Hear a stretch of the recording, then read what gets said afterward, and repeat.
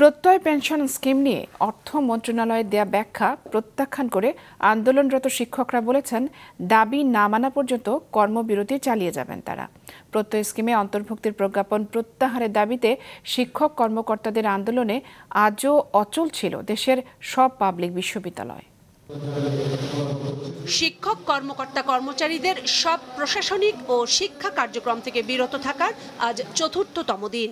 শিক্ষকরা বলছেন, ক্লাস পরীক্ষা ছেড়ে আসায় যে ক্ষতি হচ্ছে এর দায়িত্ব নিতে হবে অর্থ মন্ত্রণালয়কে। বাধ্য হয়ে আমরা যখন আন্দোলনে এসেছি, ক্লাসরুম থেকে বেরিয়ে আসছি, এটা আমাদের কাজ না। ক্লাসরুমে আমরা তখনই ঢুকবো যখন আমাদের দাবিটা সম্পূর্ণভাবে মেনে নেওয়া হয়েছে। জাতির কাছে বলতে হবে, এই যে ক্ষতি হলো তার দায়িত্ব তাদের। বক্তব্যে শিক্ষকরা বলেন, এ বিষয়ে অর্থ মন্ত্রণালয়ের বিবৃতি হঠকারী। সরকারের উচ্চ মহলের সঙ্গে এ নিয়ে পূর্ব নির্ধারিত বৈঠক বাতিলের প্রসঙ্গ টেনে শিক্ষকরা বলেন, তারা আশাবাদী।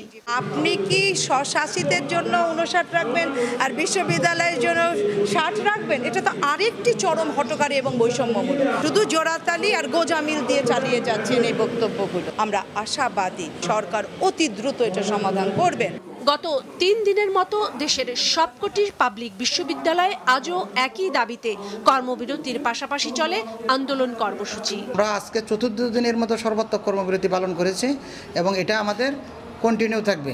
যে মুহূর্তে আমাদের 3টি দাবি মেনে নেওয়া হবে, ঠিক সেই মুহূর্তে আমরা আমাদের কর্মবিরতি এবং অবস্থান কর্মসূচিতে আমরা আমাদের ক্লাসে ফিরে যাব। চলমান কর্মসূচির অংশ হিসেবে গাজীপুরের ঢাকা প্রকৌশল ও প্রযুক্তি বিশ্ববিদ্যালয়ের শিক্ষকরা 4 ঘন্টা অবস্থান কর্মসূচি পালন করেন।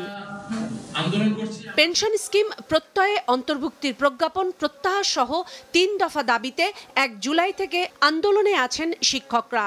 শুক্র ও শনিবার সাপ্তাহিক ছুটির দিন বাদে আগামী রোববার থেকে আবারও অনির্দিষ্টকালের কর্মবিরতি ছাড়াও প্রতিদিনের আন্দোলন কর্মসূচি পালন করবেন তারা।